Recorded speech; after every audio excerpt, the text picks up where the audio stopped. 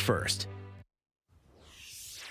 A WSAW nonprofit is the newest recipient of a $100,000 grant. Habitat for Humanity says that money will help them to continue to do critical home repairs to those who need it the most. Sunrise 7's Myra Guerrero spoke with the organization.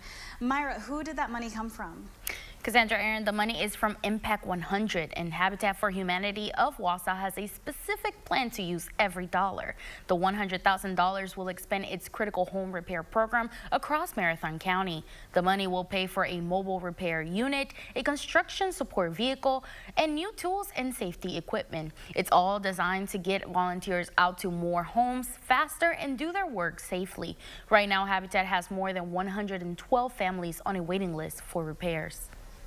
So this mobile repair unit will really allow us to very quickly and effectively mobilize more volunteers, and our goal would be to serve one family each week through this new process with the mobile repair unit. Habitat's critical home repair program focuses on safety, accessibility, and preserving affordable housing. In the next half hour, I'll discuss if you can qualify for the repairs and how you can apply.